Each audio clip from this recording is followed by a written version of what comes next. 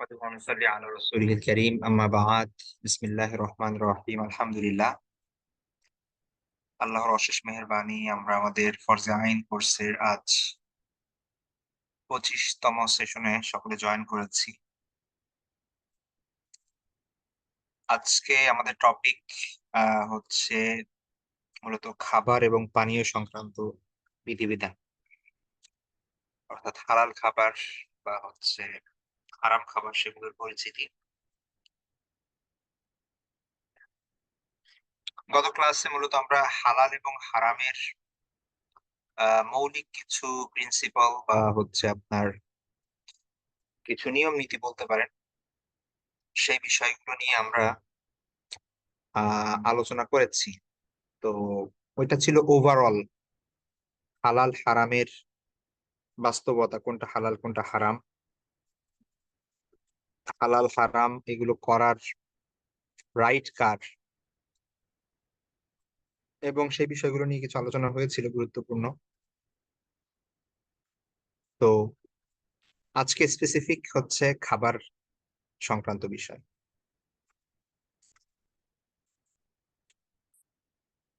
তো কয়েকটা বিষয় আগে বলে নেই, সেটা হচ্ছে যে আহ হারাম খাবার বা হারাম উপার্জনের ক্ষতিকর যে দিকগুলো সেগুলো অলরেডি আলোচনা হয়ে গিয়েছে আমাদের। হারাম উপার্জনের বিষয়ে ওই জায়গায় যখন আমরা ওগুলো পড়ছি, যে মানে উপার্জন সংক্রান্ত যে বিষয়গুলো, যেই ক্লাস আমাদের ছিল, তো সেই জায়গায় এই বিষয়টা চলে গিয়েছে। তো ওটার মধ্যে মানুষ উপার্জন করেই তো খাবার এবং পানির ব্যবস্থা করে, সুতরাং এই আলোচনা রিপিট হবে না আজকে। আর হচ্ছে হালাল হারাম আসলে কি, কাকে বলে, সেই জিনিসটাও রিপিট হবে না, কারণ গত ক্লাস এটা চলে গিয়েছে।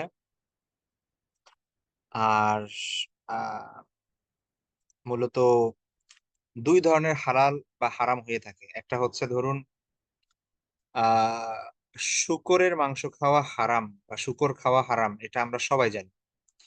এটাকে বলা হয় মানে আইনি হারাম, যেটা হচ্ছে মৌলিকভাবে হারাম, এটা কখনো হালাল হবে না। মানে একদম মূলগত ভাবে এই জিনিসটা হারাম। আর একটা হচ্ছে যে আহ রুটি খাওয়া জায়েজ বা আম খাওয়া জায়েজ, কিন্তু কেউ চুরি করে আম আনলো বা কেউ ছিনতাই করে আম খেলো অথবা কারোরটা আত্মসাৎ করে খেলো, তো এই আমটা হালাল ছিল। আম মানে আম ইটসেলফ মৌলিক ভাবে মূলগত ভাবে আম হারাম না, এটা হালাল, কিন্তু চুরি করার কারণে ওটা তার জন্য হারাম, বা এর যে মালিক তার পারমিশন না থাকার কারণে আপনার জন্য হারাম।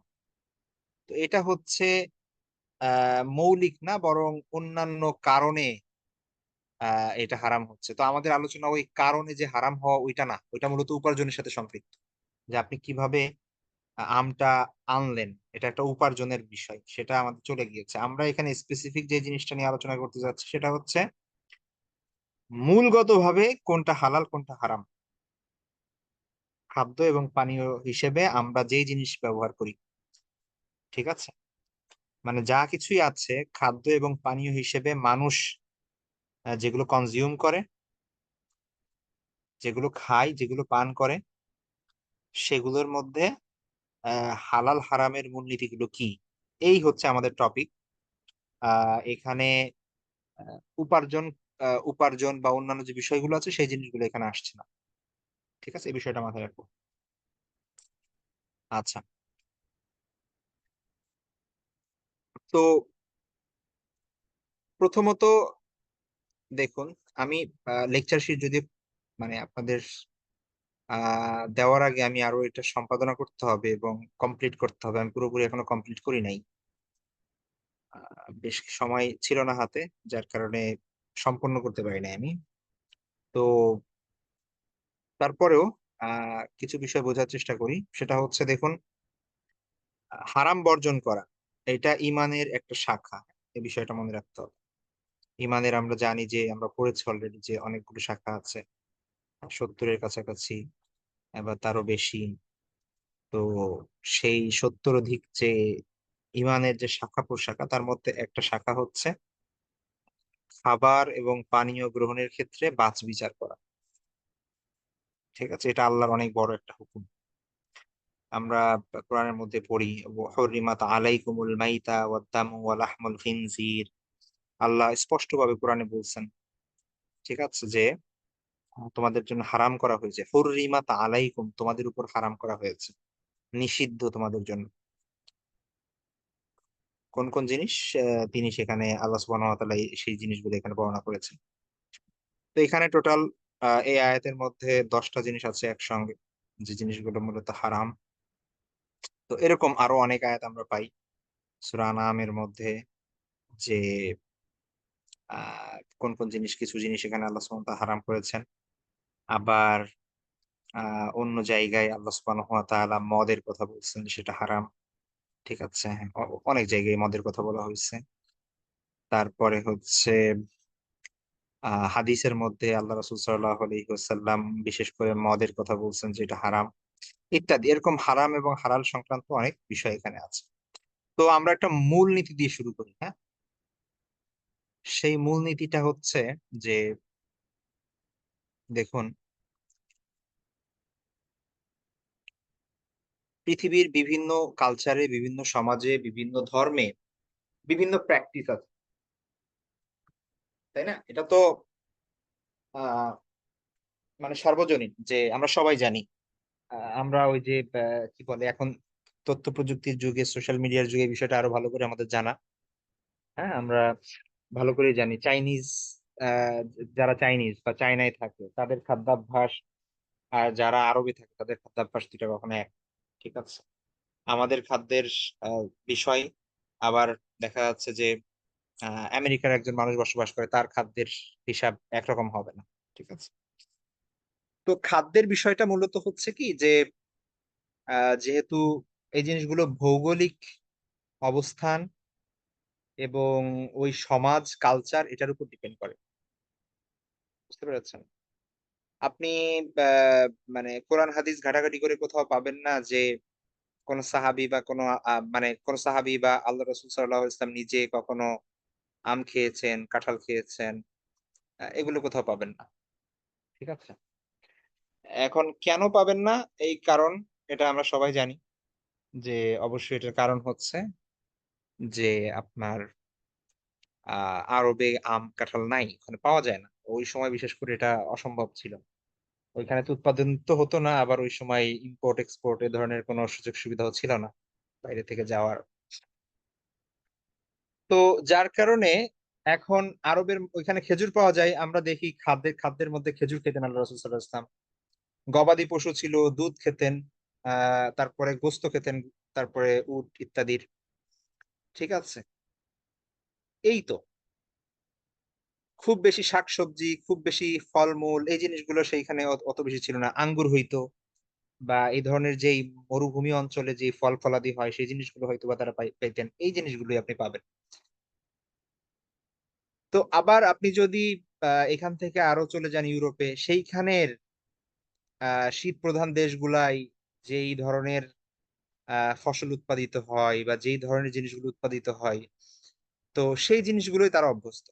মানে আমরা যদি ইসলামের বাইরে গিয়ে যদি চিন্তা করি, ঠিক আছে, আমরা যদি ধরেন ইসলামিক যে চিন্তাটা, সেটার বাইরে গিয়ে যদি আমরা ওভারঅল মানব সভ্যতার দিকে তাকাই, তাহলে দেখবো যে আহ মূলত মানুষ খাদ্যাভ্যাস তাদের মধ্যে এসেছে, তাদের অবস্থান, তাদের কাছে কি কি জিনিস অ্যাভেলেবল, কোন কোন জিনিস তাদের কাছে পাওয়া সহজ, সেই জিনিসগুলোর উপর ভিত্তি করে, ঠিক আছে। এখন আমরা এমন একটা সমাজে বাস করছি যে আমেরিকার জিনিস বাংলাদেশে পাওয়া যায়, বাংলাদেশের জিনিস আমেরিকায় পাওয়া যায়, এক্সপোর্ট ইম্পোর্ট খুব বেশি হচ্ছে, ঠিক আছে, যার কারণে, এবং কালচার খুব বেশি দেখা যাচ্ছে যে ছড়াচ্ছে বিভিন্ন জায়গায়। তো যার কারণে আমরা এখন বার্গার খাচ্ছি, পিৎজা খাচ্ছি, বিভিন্ন জিনিস খাচ্ছি, ফাস্ট ফুড খাচ্ছি, যেটা আসলে মূলত আমাদের এই অঞ্চলের মূল খাবার না, ঠিক আছে, কিন্তু আমরা অভ্যস্ত হচ্ছি। তো এখানে আমি আবারও বলছি, খাদ্যাভ্যাস এবং এই জাতীয় বিষয়গুলো, এগুলো মূলত মানুষের,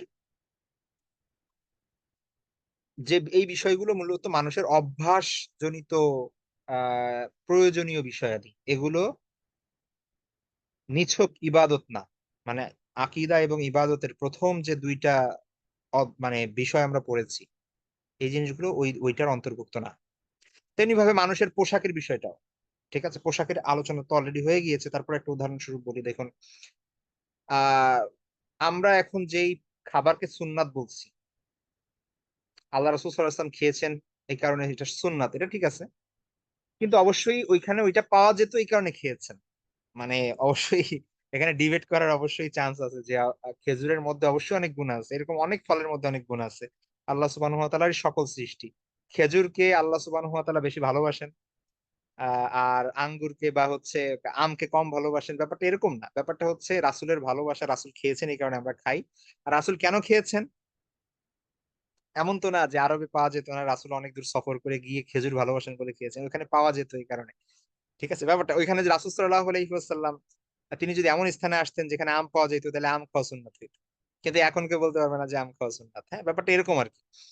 আবার ধরেন পোশাকের ব্যাপারটার দিকে তাকান, আল্লাহ রাসূল সাল্লাল্লাহু আলাইহি ওয়াসাল্লাম যেই পোশাক পরতেন, ঠিক আছে, লম্বা পোশাক পরতেন, মাথায় তারপরে ঢেকে রাখতেন। আরবের মানুষ সাধারণ কালচার ছিল সেটাই আসলে। হ্যাঁ, কারণ আরবে যে মরুঝড়, তারপর হচ্ছে যেই রুক্ষ পরিবেশ, যেই হচ্ছে আপনার রৌদ্র, তাপ, হ্যাঁ, তারপরে হচ্ছে বালু, এই কারণে মাথা ঢেকে রাখা, মুখ ঢেকে রাখা, তারপরে হচ্ছে সারা শরীরে পোশাক পরা, লম্বা পোশাক পরা, এটা ওইটা পরিবেশের মানে হচ্ছে ডিমান্ড, যেটা আপনি করবেন। ঠিক আছে, এবং পোশাকগুলো অন্যরকম। আবার আপনি যদি দেখা যাচ্ছে যে এমন দেশে, অন্য দেশের দিকে তাকান, শীত প্রধান দেশ, সেখানে দেখবেন যে অনেক মোটা মোটা জ্যাকেট, ওইখানে আরবের পোশাক চলবে না। কারণ আরব হচ্ছে গরম, গরম, গরমের জায়গা। কিন্তু আপনি যদি সেই ইসে চলে যান, শীত প্রধান দেশ যেখানে হচ্ছে বরফ জমে থাকে, বরফ পড়ে সব সময়, সেইখানে যান, সেখানে আপনি দেখবেন যে মানুষ কত মোটা মোটা জামা পরে তারপরে হচ্ছে ঘর থেকে বের হচ্ছে। ঠিক আছে, এখন আল্লাহ রাসূল সাল্লাল্লাহু আলাইহি ওয়াসাল্লাম যদি ওই জায়গায় জন্মগ্রহণ করতেন এবং ওই জায়গায় যদি বড় হতেন, তাহলে ওই পোশাক পরা সুন্নাত ছিল। ঠিক আছে, এটাই বাস্তবতা, এটাই বাস্তবতা। তো এই কারণে আল্লাহ সুবহানাহু ওয়া তাআলা তো সব মানুষকে এক পরিবেশে আহ সৃষ্টি করেন নাই বা পাঠান নাই, যে সব জায়গায় গরম সমান, সব জায়গায় শীত সমান, এরকম না, বাস্তবতা ভিন্ন। ঠিক আছে, আরবের কালচার একরকম, কালচারের কথা বাদ দিয়ে আরবের পরিবেশ এবং এনভায়রনমেন্ট একরকম, আমাদের এখানের আবহাওয়া, আমাদের এখানের বিষয়টা অন্যরকম। আবার ওই অস্ট্রেলিয়াতে গেলে সেখানে অন্যরকম, আপনি আবার জাপান গেলে সেখানে ভিন্ন রকম, ইউরোপ আমেরিকা আলাদা আলাদা, আফ্রিকায় আলাদা। তো ইসলাম যদি খাদ্যের ক্ষেত্রে, পোশাকের ক্ষেত্রে যদি স্পেসিফিক রুল করে দিত যে আল্লাহ রাসূল এটা পড়ছেন, ব্যাস এটাই পড়তে হবে, এর বাইরে আর যাওয়া যাবে না, ঠিক আছে, তাইলে ওই শীত প্রধান লোক মানে অঞ্চলের মানুষের অবস্থা কি হতো একটু চিন্তা করেন। অথবা আমাদের অবস্থা কি হইতো খাবারের ক্ষেত্রে। ঠিক আছে, আল্লাহ রাসূল সাল্লাল্লাহু আলাইহি ওয়াসাল্লাম যা খেয়েছেন, সাহাবীরা যা খেয়েছেন, তাবিরা যা খেয়েছেন, ওইগুলো জায়েজ, এর বাইরে যা কিছু আছে সব না জায়েজ। তাহলে আপনি ভাব মানে কি বলে, এই যে যা কিছু আছে ফল ফলাদি, আল্লাহর নিয়ামত, আমাদের বাংলাদেশের নদীমাতৃক দেশ বাংলাদেশ, এই নদী নালায় শত সহস্র রকমের যে মাছ পাওয়া যায়, কোনো কিছুই জায়েজ হইতো না। ঠিক আছে, এবং আমরা মানে না খেয়ে থাকতে হইতো, এবং এটা একটা অবাস্তব ধর্মে পরিণত হইতো ইসলাম। কারণ ইসলাম এমন কিছু সাজেস্ট করতো, ইসলাম এমন কিছু বলতো যেটা আসলে মানা সম্ভব না কারো দ্বারা। ঠিক আছে, ওই নিউজিল্যান্ডে যে বাস করতেছে সে আসলে আরবের খেজুর কই পাবে। এখন ইম্পোর্ট হচ্ছে, এক্সপোর্ট হচ্ছে, সেটা আলাদা ব্যাপার। মানে ধরেন সেই সময়ের কথা। তো ইসলাম যদি এটা বলতো যে শুধু রুটি খেতে হবে জাইতুন তেল দিয়ে, আর হচ্ছে মধু খেতে হবে, আর হচ্ছে খেজুর খেতে হবে, মাঝে মাঝে ভেড়া, দুম্বা, খাসি মানে তারপরে বকরি এগুলো খাওয়া যাবে, যদি এই রুল থাকতো, তাহলে এটা অবাস্তব একটা বিষয় ছিল। তো এই কারণে আমি আগেও বলেছি, রুলস হচ্ছে মৌলিক প্রিন্সিপাল, একদম মূলনীতি হচ্ছে যে বিষয়গুলো ইবাদত না, মানুষের অভ্যাসগত যে বিষয়গুলো, ঠিক আছে, জৈবিক চাহিদায় মানুষ যে জিনিসগুলো করে থাকে, খাবার, পোশাক, এই জিনিসগুলো, এগুলোর ক্ষেত্রে মূল ভিত্তি হচ্ছে সবই জায়েজ। ঠিক আছে, তবে স্পেসিফিক ভাবে অল্প সংখ্যক বিষয় যেগুলো আল্লাহ নিষেধ করছেন, কোরআনে অথবা হাদিসে যে জিনিসগুলোকে বলা হয়েছে যে এগুলো নিষেধ, এ বাদে বাকি সবকিছু খেতে পারবে। ঠিক আছে, এখন আপনি যদি মানে পুরা ওয়ার্ল্ড ওয়াইড চিন্তা করে যদি খাদ্য তালিকা করেন এবং তারপরে যদি চিন্তা করেন যে কয় পার্সেন্ট হারাম দেখি, তাহলে সেইটা হবে আপনার 0.0000001% হয়তো বা হবে। কারণ খুবই অল্প সংখ্যক জিনিস হারাম, বাকি যা আছে দুনিয়ায় সবই হালাল। মানে মানুষ খাবার হিসেবে যে জিনিসগুলো নর্মালি ব্যবহার করে সেটা বলতেছে। ঠিক আছে, তো তো এই জন্য আমাদের এখানে সহজ হিসাব, আমরা যদি শুধু এইটুক জানি যে কোন জিনিসটা হারাম, ব্যাস এইগুলো থেকে বেঁচে থাকলেই হয়েছে, বাকি আপনি যা খুশি তাই করেন, সমস্যা নেই। ঠিক আছে, তো এই জন্য এখানে হিসাব খুব সোজা এবং আমাদের মানে কষ্ট কম। আমরা যদি এটা জানতে হইতো যে কোন কোন জিনিস হালাল আমি এটা লিস্ট করব, তাহলে তো এই লিস্ট কখনো শেষ হবে না। ঠিক আছে, এটা তো শত সহস্র বিষয় হালাল। And হারাম কোনগুলো, অল্প কিছু জিনিস হারাম। আমরা জাস্ট এখন আমাদের কাজ হচ্ছে আজকে যে কোন জিনিস হারাম এই জিনিসটা জানবো। আর একটা মজার বিষয় হচ্ছে আমরা অলরেডি সবাই জানি এখানে, হ্যাঁ। আমরা আশা করি এমন কেউ নাই যে হয়তো আমরা জানি না যে এই জিনিসগুলো হারাম। কিন্তু যে জিনিসগুলো হারাম আমরা অলরেডি জানি, তো তারপরে একটু রিপিট করবো আর কি, হ্যাঁ। আমাদের ক্লাস খুব বেশি সময় চলবে না আজকে, মানে ক্লাসের নেচারটাই আজকে, সাবজেক্টটাই এমন যে এটা আসলে বেশি চলার সুযোগ নাই, অল্প বিষয়। তো আমি এখানে অনেক বিষয় অ্যাড করা যায়, কিন্তু সেগুলো আসলে অতিরিক্ত হবে। বিভিন্ন ধর্মে বিভিন্ন কালচারে খাদ্যাভ্যাস বা বিভিন্ন জিনিস সেগুলো আলোচনা করতে চেয়েছিলাম, কিন্তু ওগুলো আসলে দরকার নেই। আপনি ইসলাম পূর্ব যুগের কথা একটু যদি দেখেন তাহলে আসলে আহ জাহিলি যুগে তারা যেহেতু কোনো কোনো ধরনের স্ক্রিপচার বা হচ্ছে কোনো ধরনের রুল ফলো করতো না, হ্যাঁ। যেমন ইহুদিদের মধ্যে রুল ছিল, তারা তাওরাত ফলো করতো বা হচ্ছে অ্যাটলিস্ট দাবি করতো যে তারা ফলো করে, অথবা হচ্ছে কিছু তো বিকৃত, তাওরাত বিকৃত হয়ে গেলেও কিছু জিনিস তো ছিল যেগুলো একটা রুল ছিল। তারপরে হচ্ছে আপনার ইনজিল, খ্রিস্টানদের কাছে ওটা ছিল, কিন্তু আরবদের কাছে তো আসলে কোনো বই ছিল না, কোনো নবী তারা ওইভাবে বিশ্বাস করতো না। ইব্রাহিম আলাইহিস ইসলামের যেই ধর্ম সেগুলো একদম মানে একদম নষ্ট হয়ে গিয়েছিল। আরবরা রাসূল সাল্লাল্লাহু আলাইহি ওয়াসাল্লাম যেই মুহূর্তে ভূমিষ্ঠ হন বা সেই সময়ের আরব, যদি আমরা দেখি সপ্তম শতকের, খ্রিস্টীয় সপ্তম শতকের প্রথমের যে বিষয়গুলো, ঠিক আছে, সেই অথবা হচ্ছে আপনার ষষ্ঠ শতকের শেষের দিকের, রাসূল সাল্লাল্লাহু আলাইহি ওয়াসাল্লামের জন্ম তো 570, অর্থাৎ আপনার ষষ্ঠ শতক।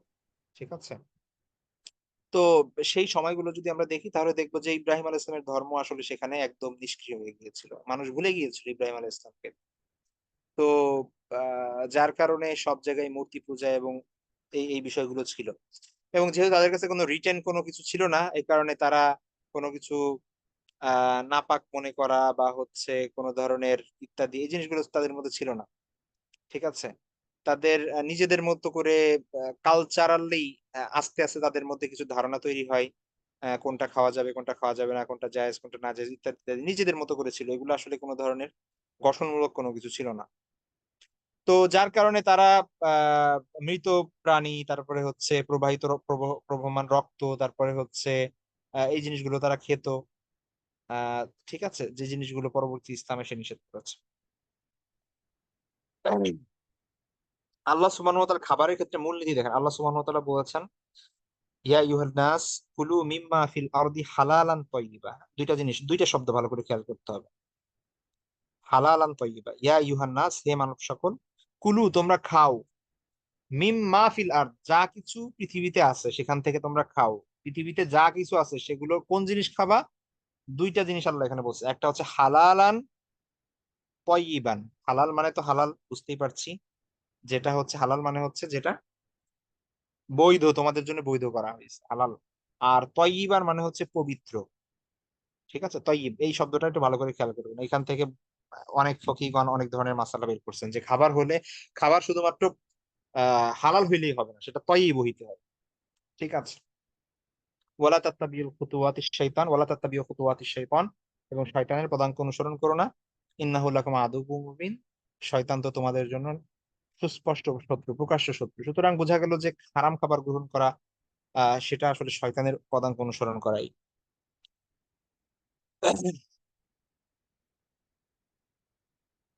আচ্ছা, আমরা একটা মিনিট,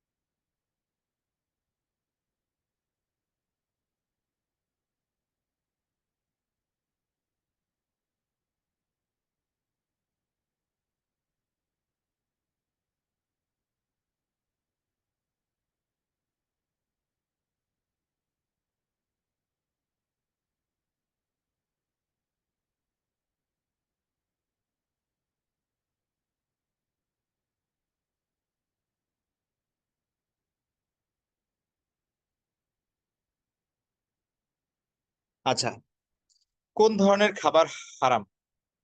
তো এখানে একটা জিনিস আলোচনা করা যায়, বাকি হচ্ছে এখানে করতে চাচ্ছি না আমি, সেটা হচ্ছে যেহেতু আমরা সবাই মুসলিম, আমাদের মোটামুটি বেসিক আহ মানে প্র্যাকটিস করতে চাই, এই কারণে জিনিসগুলো না বললেই হয়, হ্যাঁ, যেটা খাবারের বিষয়। তো সেটা আলোচনা হচ্ছে আপনার যে কেন আল্লাহ সুবহানাহু ওয়া তাআলা এই জিনিসগুলোকে হারাম করছেন বা এই জিনিসগুলোকে হালাল করছেন ইত্যাদি ইত্যাদি। আসলে এইগুলোর কোনো উত্তর হয় না, এগুলোর উত্তর হচ্ছে আল্লাহ ভালো জানেন। বাকি কোনো অমুসলিম যদি জিজ্ঞাসা করে বা হচ্ছে বা কারো ইমান নিয়ে সন্দিহান কোনো মানুষ যদি থাকে, তো সেই তার তার জন্য হচ্ছে দুনিয়ার পার্সপেক্টিভ থেকে, সায়েন্টিফিক ওয়েতে অথবা হচ্ছে আপনার মেডিকেল সায়েন্সের দৃষ্টিভঙ্গি থেকে শুকর কেন হারাম ইত্যাদি, এখানে এই এই ক্ষতিকর জিনিস আছে ইত্যাদি ইত্যাদি, সেগুলো নিয়ে আলোচনা করা যায়।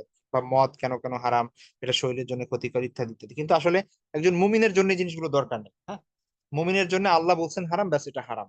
এখন কি কারণে বলছেন এটা আল্লাহ ভালো জানেন। এটা আমাদের হয়তোবা আমরা বুঝতেও পারবো, হয়তোবা বুঝতে পারবো না। আমরা হয়তোবা আল্লাহ যেই কারণে হারাম বলেছেন সেগুলোর 100 ভাগের 1 ভাগ হয়তো আমাদের উদ্ঘাটন করার ক্ষমতা নেই।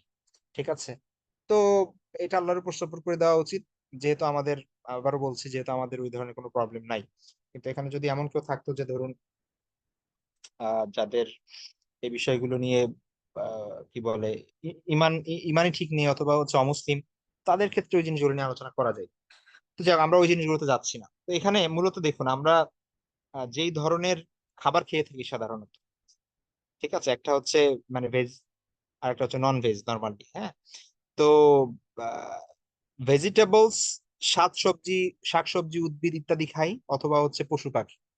তো পশু পাখির ক্ষেত্রে কোন কোন জিনিস হারাম বা জায়েজ সেগুলোর কিছু রুলস এখানে দিয়ে দেওয়া হচ্ছে, আপনারা একটু খেয়াল করুন। 1 নাম্বার, দাঁত বিশিষ্ট হিংস্র জন্তু হারাম। হ্যাঁ। আর এগুলো যেগুলোর কথা বর্ণনা হচ্ছে, দেওয়া হচ্ছে এখানে, আসলে সেগুলো তো সাধারণ মানুষ বা সাধারণ ভাবে আমরা খাদ্য হিসেবে এগুলোকে গ্রহণ করিও না, নর্মালি সেই কালচারও নাই। ঠিক আছে। দুই একটা কালচারে, আফ্রিকান বা হচ্ছে চাইনিজ কোনো কালচারে এমন থাকতে পারে যে তারা কুকুর খায় বা হচ্ছে ইত্যাদি খায়, সেইটা হচ্ছে আলাদা। ঠিক আছে। কিন্তু নর্মালি হচ্ছে সেই জিনিসগুলো আমাদের কালচার গুলোতে এগুলো হয় না, সুতরাং আমাদের এই কনফিউশনে পড়ার কিছু নাই। বাঘ তো আর কেউ খায় না, সিংহ তো কেউ খায় না। ঠিক আছে। আফ্রিকান কোনো জঙ্গলে কেউ যদি খায় সেটা আলাদা ব্যাপার, সে তো মুসলমানই হবে না স্বাভাবিক। তো প্রথমত, দাঁত বিশিষ্ট হিংস্র জন্তু হারাম। যেই আহ যেই সকল পশুর হিংস্র পশু হিংস্র এবং তারা হচ্ছে দাঁত বিশিষ্ট, বাঘ, সিংহ ইত্যাদি যে জিনিসগুলো আছে আর কি, হ্যাঁ, কুকুর, শিয়াল, এগুলো এর মধ্যে আসবে। তারপরে হচ্ছে আপনার পাঞ্জাধারী হিংস্র পাখি, যে সকল পাখি মূলত পাঞ্জা দিয়ে শিকার করে, ঈগল, বাজ, এই ধরনের পেঁচা, এই ধরনের যে জিনিসগুলো আছে। ঠিক আছে। কিছু আছে যে যারা হচ্ছে আপনার মুখ দিয়ে, ঠোঁট দিয়ে শিকার করে বা এমনিই খায়, এটা আলাদা শিকার করা লাগে না।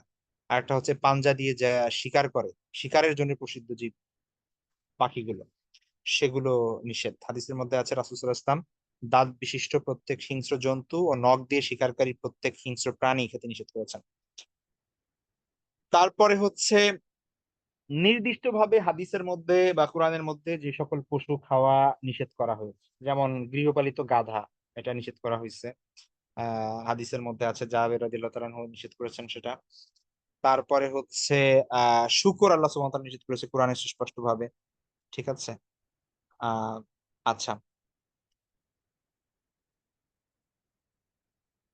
তারপরে হচ্ছে যেই সকল জিনিস নোংরা বা নাপাক কিছু, নাপাক হিসেবে আমাদের সামনে বা হচ্ছে নোংরা, বা এটাকে আমরা কি বলে হীনদৃষ্টিতে দেখি, যেমন হচ্ছে আপনার মৃত জন্তু, পোকামাকড়, কীট পতঙ্গ, তারপরে হচ্ছে এই জিনিসগুলো, এগুলো এগুলো যতটা না হচ্ছে আপনার কোরআন হাদিসে এসেছে তার থেকেও বেশি স্বাভাবিক মানুষের নেচার আছে বা স্বভাবজাত যে বৈশিষ্ট্য আছে, সেই সাধারণ মানুষ কমন সেন্স থেকে আসলে এই জিনিসগুলোকে খাবার হিসেবে গ্রহণ করে না। ঠিক আছে। তো যেমন ধরেন প্রবাহিত রক্ত, এখন রক্ত এটা কে খাবে, এটা তো আসলে ওই রীতি নাই, বা মানুষ খায় না সেটা। ঠিক আছে। তো এই জিনিসগুলো। তারপরে হচ্ছে যেসব প্রাণী হত্যা করতে শরীয়ত নির্দেশ দিয়েছে সেগুলো খাওয়া যাবে না। যেসব প্রাণী হত্যা করতে নিষেধ করা হয়েছে সেগুলো খাওয়া হারাম। ঠিক আছে? যেমন ইঁদুর, সাপ, টিকটিকি, এগুলো আহ নির্দেশ দেওয়া হয়েছে, বিভিন্ন হাদিস আছে। আবার হুদহুদ, দোয়েল, ব্যাং, পিঁপড়া, মৌমাছি এগুলোকে নিষেধ করা হয়েছে হত্যা করতে। তো এই দুই ধরনের জিনিসই খাবার নিষেধ। আচ্ছা, এবার এগুলো গেল হচ্ছে আসলে যে জিনিসগুলো কোনোভাবেই খাওয়া যায় না, হ্যাঁ? আবার কিছু জিনিস আছে যেগুলো হচ্ছে জবাইয়ের উপর ডিপেন্ড করতেছে। যত হালাল জিনিস আছে, ঠিক আছে, গরুটাও আপনার জন্য হারাম হয়ে যেতে পারে যদি গরুটা কি হয়, এক তো যদি এমনি মারা যায়, ওটা তো অলরেডি বলেছি, মৃত জীবজন্তু যে কোনো পশু পাখি এমনিই মারা গেছে, ঠিক আছে, জবাই করা হয় নাই, তাহলে তো সেটা খাওয়া যাবে না। আর জবাই যদি করাও হয়, হালাল পশু পাখিও হারাম হবে যদি সেখানে আল্লাহর নাম নেওয়া না হয়। ঠিক আছে? তাহলে আবার দেখুন এখানে, আল্লাহর নাম নেওয়া ছাড়া জবাই করা হালাল পশু পাখিও হারাম।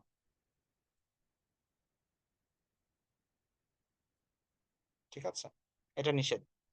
তো আহ আল্লাহ বলছেন, এখানে আমরা উপরে যে আয়াতটা দেখেছিলাম সেখানেই আছে যে যেটা জবাই করার সময় আল্লাহর নাম নেওয়া হয় নাই যেই পশুতে, সেটা হচ্ছে, সেটা খাওয়া যাবে না, সেটা হারাম। আচ্ছা, হালাল প্রাণী জবাই যদি শুদ্ধ না হয়, জবাইয়ের কিছু অবশ্যই আছে, পদ্ধতি আছে, জবাই করার পদ্ধতি আছে, সেই পদ্ধতিগুলো অবলম্বন ঠিক মতো যদি না করা হয় তাহলে সেটাও হারাম হয়ে যায়। ঠিক আছে? তারপরে হচ্ছে সব ধরনের মৃত প্রাণী এবং প্রবাহিত রক্ত হারাম। এটা আমরা পশুর কথা বলছি। আহ আপনার মাছের কথা পরে, মাছ এখানে আমরা আলোচনা করছি না, মাছের কথা পরে। যেসব পশু বা পাখির অধিকাংশ খাদ্যই নাপাক, সেগুলোর উপর আরোহণ করা, সেগুলোর গোশত ডিম খাওয়া, দুধ পান করা হারাম। উদ্ভিদ জাতীয় খাবার, খাদ্য, পানীয়, আচ্ছা এখানে,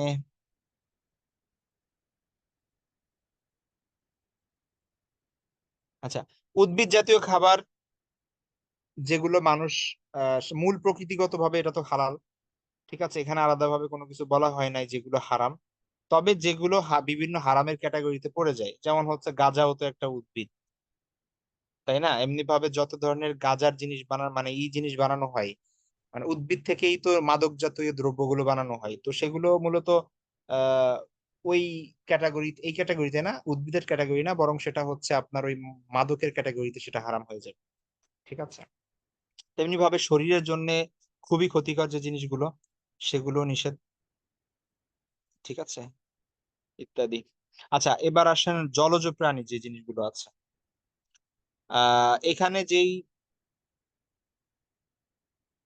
আচ্ছা এখানে যেই মাসালাগুলো এসেছে এই ব্যাপারে, সেগুলো মূলত আবার বলছি, এগুলো হচ্ছে হানাফি ফিকহের ফিক অনুযায়ী আর কি, হ্যাঁ, হানাফি ফিক অনুযায়ী তাদের মতে, হানাফিদের মতে, বা হচ্ছে আপনার অন্যান্য মাযহাবেও এই ব্যাপারে ইখতিলাফ আছে আসলে, যে সমুদ্রের যে, মানে মূলত সবকিছুর হচ্ছে এই হাদিসের ব্যাখ্যার ক্ষেত্রে হচ্ছে মূলত ইখতিলাফ।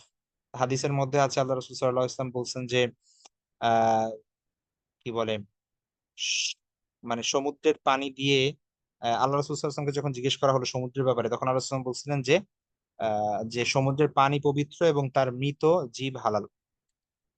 ঠিক আছে? মৃত মাইতুহু হালাল বলছিলেন এবার আল্লাহ রাসূল সাল্লাল্লাহু আলাইহি ওয়াসাল্লাম। হাদিস আছে, এর আগে আমরা পড়েছি। তো সেখানে মৃত বলতে আসলে ব্যাখ্যাটা কি?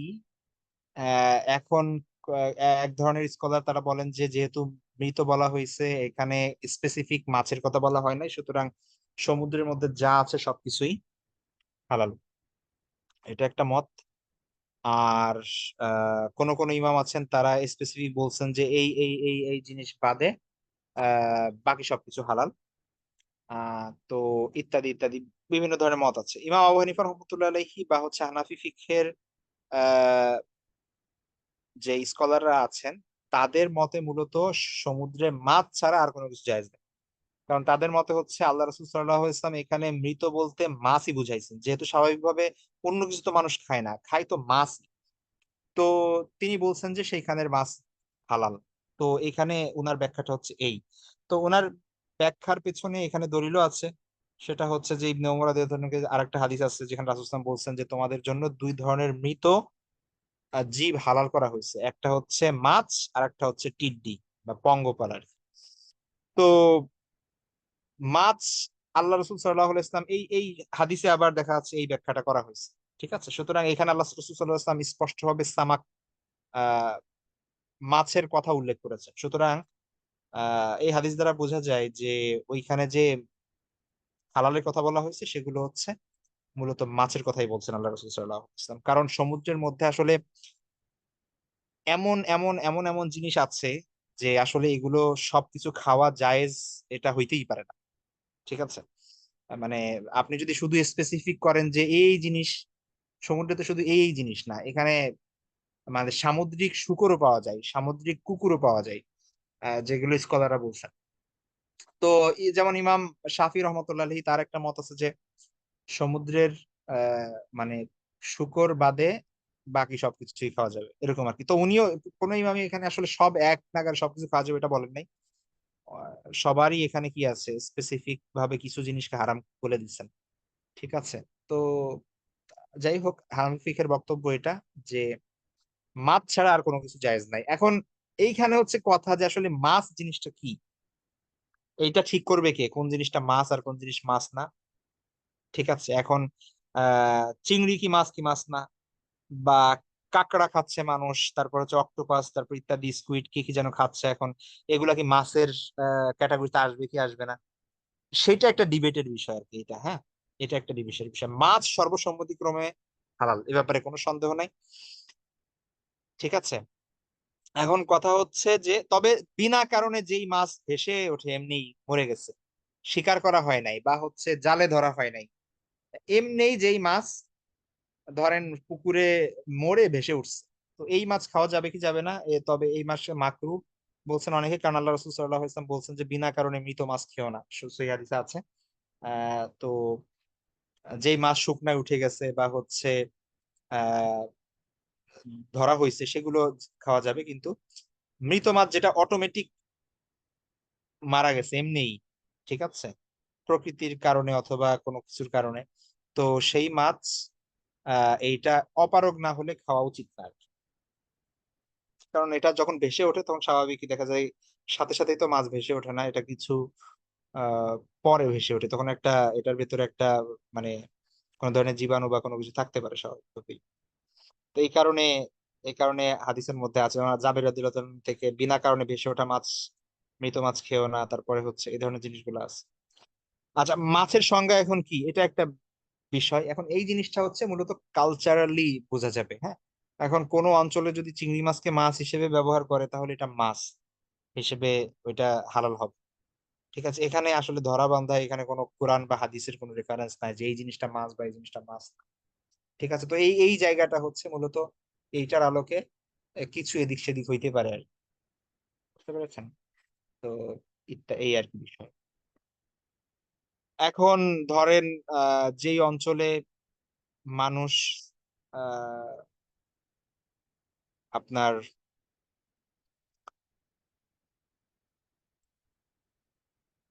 আমরা যেমন আমরা চিংড়িটাকে মাছ হিসেবেই গণ্য করি, এটা সারা বাংলাদেশের মানুষ বা হচ্ছে সব জায়গায় সাধারণত এখন। হ্যাঁ, কিন্তু কাঁকড়াটাকে মাছ হিসেবে গণ্য করি না, কিন্তু কোনো অঞ্চলে হইতে পারে যে সেখানে হয়তো বা কাঁকড়াটাকে চিংড়ি মাছের থেকে আরো ভালো হিসেবে মানে তারা ট্রিট করে, মাছ হিসেবে গণ্য করে, সেটার হিসাব হয়তো বা আলাদা হবে।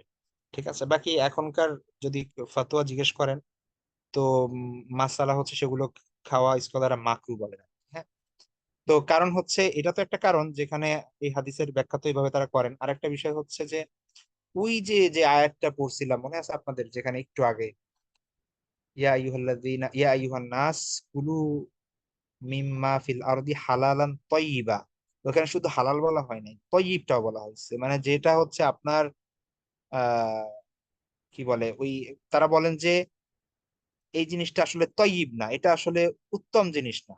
ঠিক আছে, হালাল এবং উত্তম জিনিস খাওয়ার কথা আল্লাহ সুবহানাহু ওয়া তাআলা বলছেন। তো ওইটারে আমরা হালাল ক্যাটাগরিতে ধরলেও, যে আচ্ছা ঠিক আছে সমুদ্রের এই জিনিসটা হালাল কিন্তু এটা আসলে তয়্যিবের মধ্যে পড়ে না। কিন্তু খাবারের জন্য আপনার দুইটা জিনিসই দরকার, হালালান তয়্যিবা, হালাল এবং উত্তম জিনিস, উৎকৃষ্ট জিনিস, যেটা স্বাভাবিক মানে মানবীয় আচরণ এটা আসলে গ্রহণ করে। একটা কালচার বা একটা সমাজের মানুষ সেটাকে হালাল বা সেটাকে ভালো জিনিস হিসেবে মানে। ঠিক আছে। তো এই জায়গা থেকে অক্টোপাস বলেন, কাঁকড়া বলেন, বা হচ্ছে অন্যান্য যে জিনিসগুলো বলেন, স্কুইড বা আরো অনেক কিছু এখন মানুষ খাচ্ছে, নতুন নতুন বিদেশে খাচ্ছে, সেই অনুযায়ী এখনো খাচ্ছে মানুষ। ঠিক আছে। তো এইটা যদি আপনি ওই হাদিসের আলোকে হালালও ধরেন, সেইটা আসলে কোনোভাবেই তয়্যিবের কাতারে পড়বে না আর কি। হ্যাঁ, তো এই হিসেবে স্কলাররা এটাকে আসলে ডিরেক্ট হারাম না বললেও এটাকে বলেন যে মাকরু, অ্যাটলিস্ট মাকরু হবে। ঠিক আছে, এই আর কি বিষয়।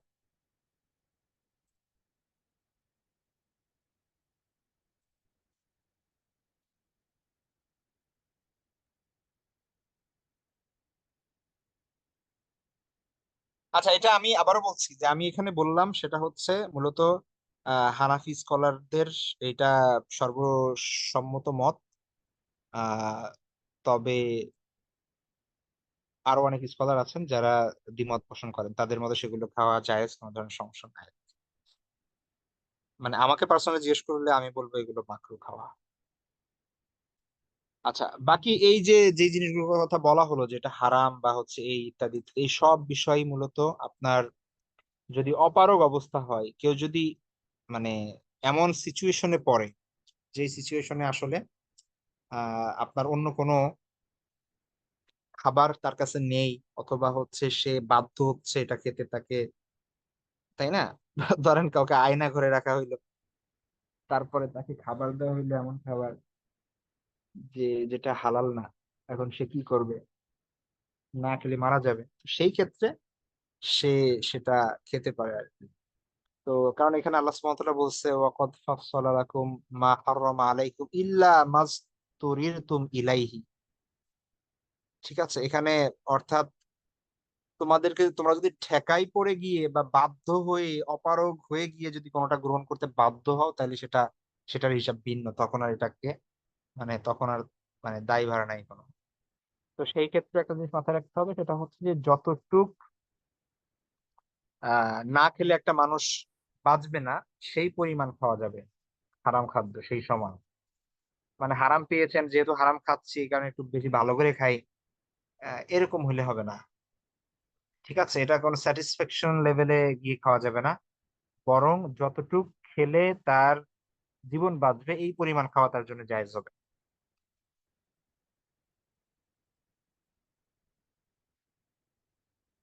আর একটা হচ্ছে চিকিৎসার প্রয়োজনে, ঠিক আছে, যদি এমন কোনো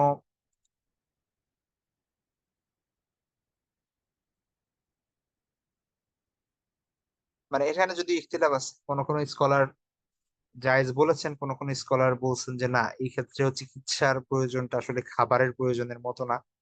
ঠিক আছে, তো এই ক্ষেত্রে হারাম জিনিস ইউজ করা যাবে না। বাকি যদি এমন সিচুয়েশন থাকে যে যে আপনার এমন কোনো অসুখ হয়েছে যে অসুখটা আহ এই অবস্থায় আপনার এমন একটা পদ্ধতি বা খাবার গ্রহণ করতে হচ্ছে, এই ছাড়া আর কোনো উপায় নাই, যেটা না করলে আপনার জীবন বাঁচবে না, তো তখন সেটা ওই অপারগতার ওই এর মধ্যে চলে যাবে আর কি। আচ্ছা, আর একটা জিনিস মাথায় রাখি, সেটা হচ্ছে দৃষ্টির অন্তরালে যে জিনিসগুলো আছে, যেমন আপনি হোটেলে গেছেন, স্বাভাবিকভাবেই হোটেলে, আপনি একটা মুসলিম দেশে আছেন, এখানে স্বাভাবিক সবকিছু হালাল হিসেবেই হওয়া উচিত, কিন্তু আপনি জানেন না যে এই হোটেলের মুরগি কিভাবে জবাই হয়েছে বা গরু কিভাবে জবাই হয়েছে, কোত্থেকে মাংস আসছে। এটা আসলে আপনার দায়িত্ব নাই খোঁজ খবর করা। ঠিক আছে, ওটা যদি কোনোভাবে সমস্যাও থেকে থাকে, তাহলে ওইটার হচ্ছে আপনার কি বলে, ওইটার দায়ভার আপনার উপর না। ঠিক আছে, আপনার দৃষ্টির অন্তরালে যে জিনিস হচ্ছে ওইটা খোঁজ করার দায়িত্ব আপনার না। এগুলো জিনিসগুলো করলে শুধু শুধু নিজের পেরেশানি বাড়বে, আর কিছু না। তো একটা মুসলিম প্রধান দেশ যেখানে স্বাভাবিকভাবে সবকিছু হালাল হিসেবেই হয়, সবাই সেটা মেনটেন করে, তো এটাকে ধরে নেওয়া হবে সেই জিনিসগুলো হালাল। হালাল, হ্যাঁ। তো ধরেন ঢাকা শহরের যত রেস্টুরেন্ট আছে সব রেস্টুরেন্টের সব মাংসই হারাম হালাল। এখন কোন স্পেসিফিক রেস্টুরেন্টের ব্যাপারে যদি কোনো সুনির্দিষ্ট তথ্য পাওয়া যায় যে না এই এই দিনে এরা এরকম ইয়া করছে, তাহলে সেটা আলাদা ব্যাপার। কিন্তু নর্মালি হুকুম হচ্ছে জায়েজ। ঠিক আছে, এটা আপনার খোঁজ নেওয়ার দরকার নাই যে এটা কে জবাই করছে, তার আমার দরকার ওর কাছে না জিজ্ঞেস করে আমি খাবো না, এটা দরকার নেই।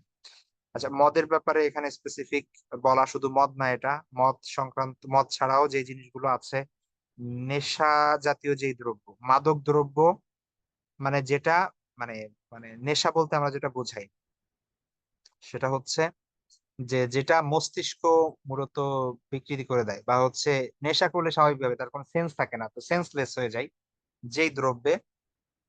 সেন্সলেস বলতে মানে অজ্ঞান হয়ে যায় সেটা বলতেছি না, সেন্স মানে হচ্ছে সেন্স না থাকা মানে স্বাভাবিক, মানে ড্রাঙ্ক, মাতাল, আহ যদি হয়ে যায়, স্বাভাবিক বোধ বুদ্ধি হারিয়ে ফেলে, এমন জিনিস হয়, তাহলে সেটা নাজায়েজ। সেটারে আমরা মদ বলেন, এখন হেরোইন বলেন, গাঞ্জা বলেন, ফেন্সিডিল বলেন, অন্য যা কিছুই হোক, ঠিক আছে। আর এই জিনিস, যে জিনিসটাই মাদক দ্রব্য, যে জিনিসটা সেটা অল্প খাওয়া বেশি খাওয়া হারাম, সেটা অল্প খাওয়া হারাম। আপনি যদি বলেন যে আমি তো অল্প একটু মদ খাবো, এতে তো আমার ব্রেন কি হবে না, কোনো সমস্যা হবে না, আমার তো স্যানিটি থাকবে, তারপরও এটা হারাম।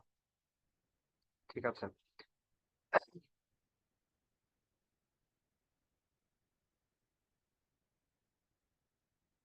তেমনি ভাবে মদের ব্যবসা, যাই হোক, এই জিনিসগুলো আমি পুরোপুরি এখনো লেকচার সেটা সাজাইতে পারি নাই ভালো করে, বেখাপ্পা লাগতেছে আমার কাছেই। আমি এটা ঠিকঠাক করে আপনাকে দিব ইনশাল্লাহ, ওটা একটু পড়বেন, পাশাপাশি আর একটা পিডিএফ দিয়ে দিব, এটা এখানে কিছু জিনিস আছে সংক্ষেপে, সেটা একটু করে নেবেন। ঠিক আছে, আজকে এ পর্যন্ত থাকবে সংক্ষিপ্ত ক্লাস। আমি একটু বাসার বাইরে আছি, সময় দিতে পারবো না আজকে, বেশি কোনো কোশ্চেনও নিতে পারবো না, দুঃখিত।